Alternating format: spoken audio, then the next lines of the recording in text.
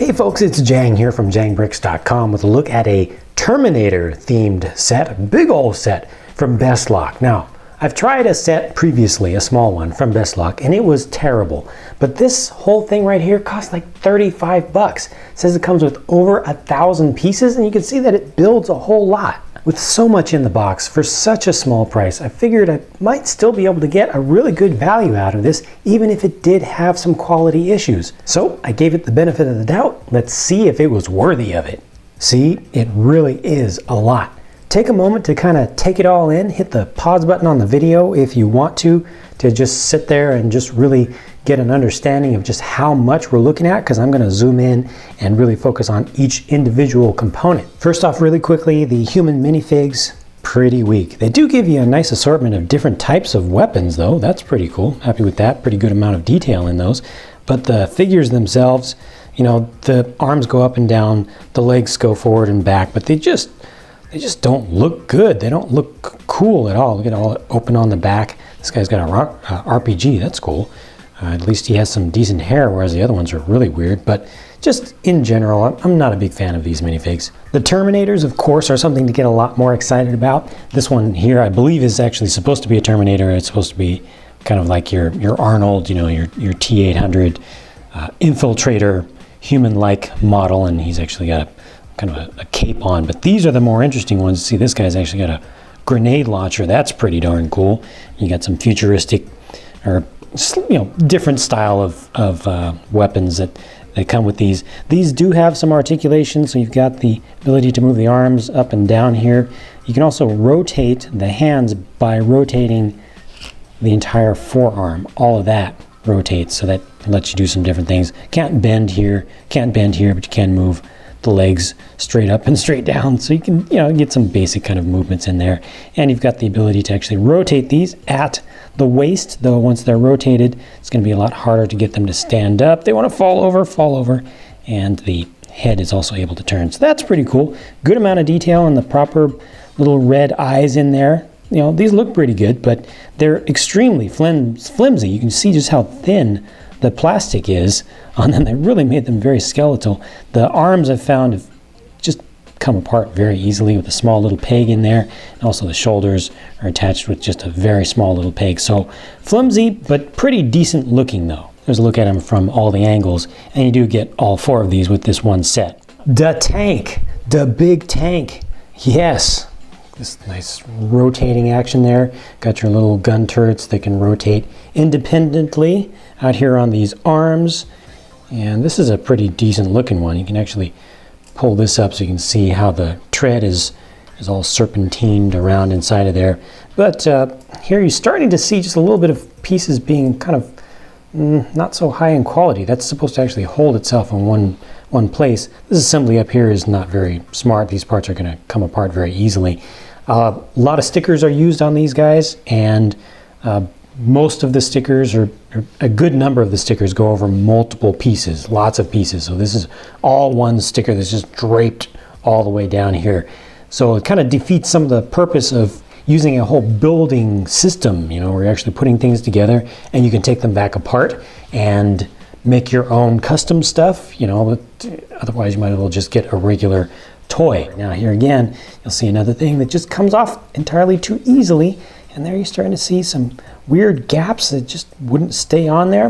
You're going to see a lot more of that. It really made the build process more frustrating than it should have been. This is a miniature tank. Well, that's cool. Scaled down, still included, so it's not like you have to compromise, either get big or large. Once again, just a huge sticker. All that is one big sticker. So if you want to take any of these things apart and do some custom stuff, good luck. Oh yeah, tank treads also, not going to be able to roll that over a surface. So you're just going to have to kind of rub or just pick the whole thing up and move it around. You'll notice that the gun turrets here, or the gun barrels, are different. They're built in different ways, because I wasn't able to get, they're supposed to be built like this, but I wasn't able to get these cone pieces to fit into the plate behind there that they're attached to properly. It only fit this way. The other way, the parts would literally just fall off. In all, this one actually is not so bad, because I was still able to manage to get something that looks like it should. So this is not too bad. This is too bad. The smaller size of aerial hunter-killer. Now it looks nice, right? Has a pretty good design to it, pretty faithful, and you do have these turbines that can be rotated around, so that's pretty nice. But I've mentioned part quality and fitment issues a few times now. Well, just shaking that around, these pieces are just falling off. You can see how that's just on the edge of coming apart. So that's not going to stay together with any kind of play. This is a display model only if you're lucky enough to get things to stick together. Fortunately, with that one, they actually give you two. So you're able to assemble two of the exact same thing from the set. Now, is this one put together any better? No. These parts, okay, well that one's okay, but that one wasn't. You can see there's one part that's a different color because they were missing one part. Fortunately, nothing too serious. Most of the rest of this is staying together okay. Really can't complain too much. Was a little bit of a pain to put stuff together just because parts didn't really fit perfectly. You know, you can see a lot of stuff is warped and gapped and offset, but I was able to get it together overall, but now it's falling apart again, so that's not good. This is the coolest thing in the set, the large-sized aerial hunter-killer.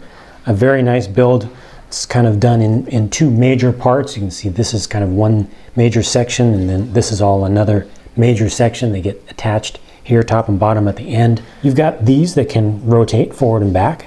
That's very nice. I love that. That's well done. You've got one little small little gun emplacement here on the front. It's on a ball joint underneath, so that's able to rotate all kinds of different ways. You've got a rear-facing gun also, and I'll just bring that one so that, oops, well, that's not good. Trying to get it so that it'll point down so you can actually shoot down. Okay, that's a good idea, but just be careful, don't touch it too much. Also, these pieces right here are just about to fall out. Actually, this one's not too bad. It was much worse earlier. It depends upon exactly how you turn it, but again, more pieces just falling off is not a good thing. You can see some of these hinges back here. One is different than the other, and that's just over time that's going to come off fairly easily. Some of these plates were coming off repeatedly. I finally was able to get them to wedge on, but you can see just very, very gentle little touch, a little back and forth, starts to fall apart again. This is a human side kind of light tactical vehicle, Jeep sort of thing, and it was a little bit of a mess as far as its build was concerned, and a lot of things didn't work out in the end. You see major gappage over here. The windscreen, it just looks ugly to me. I can't give this any points for aesthetic value whatsoever, but we'll just focus on kind of the build and the play value. You do have these doors that open up, but this plastic is a really weird plastic. I'm not sure if you can hear the sound. It sounds hollow, and it's very flexible. You can see when I start to turn the door in, it's actually bending. The whole piece is bending. Look at that. It just bows in and then springs back out a little bit, so you kind of have to close it by pushing in from here. It has a weird texture to it. Back here you do have this little turret that you can turn around, but as I was just placing that on, you can see little stress marks on the clip down there where it was attached that just started to come apart just from putting it on. Well, now this came off too. Just from putting that on there, started to bend the plastic. And then right here, this piece that was put on, it's supposed to be straight. I didn't get it quite straight, but I can't turn it now because these pieces are practically welded together just from their friction. It's different. This is supposed to be on the end. And let me show you just what it's like to try to attach some of these little cone pieces. They just don't work at all. The backrest here falls off so easily. I mean, but you see just how much it's wiggling around, and it's not going to take much time before that falls off, so forget that. Now this thing does have wheels on it, right? Tires on it. Looks okay, but they don't want to turn. They don't want to turn because the parts are molded poorly, the axles. So put it on the ground and you want to drive with this thing, you really have to push down and push really hard. So a wheeled vehicle that doesn't really wheel around and parts of it are falling off, again, not too happy here. Now we'll just go through some of the smaller stuff. These are just little terrain pieces like battered, pieces of buildings that have been mostly destroyed over and over and over again. Just gives you some places to put some of your figures where they can be in cover and shooting at each other and trying to defend some areas or advance slowly. These all have some stickers on them that are interesting if you can see them up really close, but you can kind of choose which stickers that you want to use because they do give you more than you need. This little mini gun on a tripod is included in the set. That's pretty cool for just the general quality of all the stuff that's in this set. I'm pretty happy with this one. And then also you can take it off, bring in your Terminator here. Let me take this weapon.